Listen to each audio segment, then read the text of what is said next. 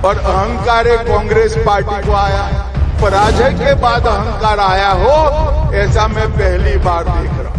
भाई, अब किस चीज का अहंकार पाले?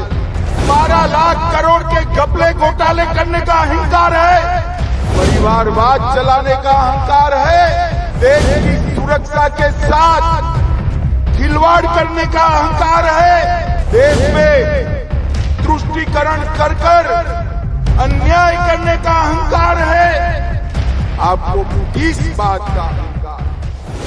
आया मौसम चुनाव का। चुनावी मौसम शुरू हो गया है। झारखंड और महाराष्ट्र में कांग्रेस और बीजेपी ने अपनी रणनीति बनानी चालू कर दी है। झारखंड में अमित शाह जी ने आज एक रैली को संबोधित किया और कहा कि जो ट्राइबल लोग हैं जो कि झारखंड में रहते हैं, उनका जो फ्यूचर है वो खतरे में है, क्योंकि कांग्रेस और जेएमएम मिलके जो ट्राइबल लोगों की जमीन है वहाँ पे लव जिहाद और लैंड जिहाद को करके ट्राइबल लोगों की जमीन को दूसरे लोगों को दे रही है। एक आदिवासी मुख्यमंत्री आदिवासियों की चिंता करने की बजाय आदिवासियों के क्षेत्र में लैंड जिहाद, लव जिहाद कर भूमि का संतुलन भी बिगाड़ रहे हैं और जनसंख्या का संतुलन भी बिगाड़ रहे हैं।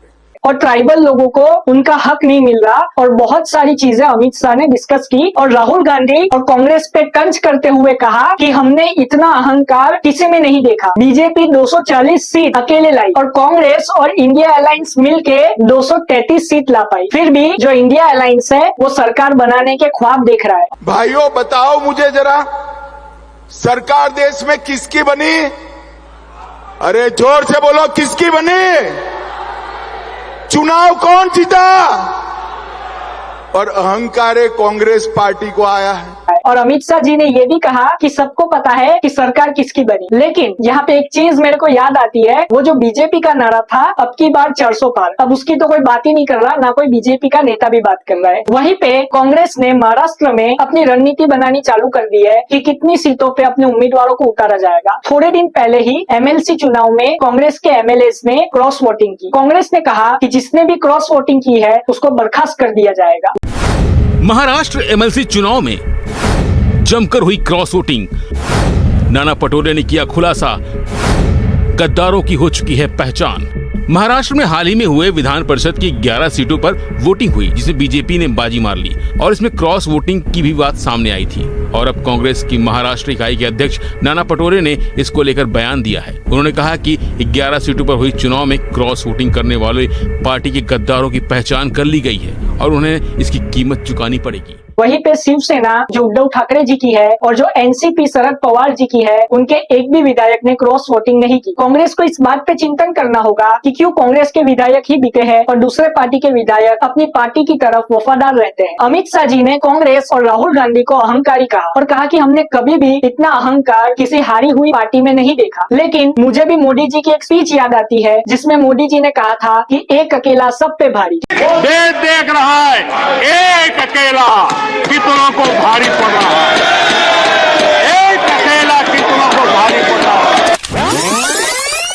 क्या ये अहंकार नहीं था? मैं ना इस तरफ की बात करूंगा ना उस तरफ की बात करूंगा, मैं तो सिर्फ जनता की तरफ की बात करूंगा। वहीं पे हेमंत बिस्वा शर्मा जो कि असम के चीफ मिनिस्टर कम और बीजेपी के स्पोक्स पर्सन ज्यादा है, हेमंत बिस्वा शर्मा ने कहा कि खताखत जो राहुल गांधी जी कर रहे थे चुनाव से पहले, अब वो खताखत कहाँ गए और खताखत जो पैसे आने वाले थे वो क्यों नहीं आए। लेकिन यहाँ पे राहुल गांधी ने ये कहा था कि अगर सेंट्रल में हमारी सरकार बनेगी तब हम लोगों के खाते में पैसे डालेंगे। लेकिन सेंट्रल में इंडिया अलायंस की सरकार नहीं बनी। एक साल में इन सब महिलाओं को 1 लाख रुपए बैंक अकाउंट में हम दे देंगे। मतलब एक झटके से हिंदुस्तान से हम गरीबी को मिटा देंगे।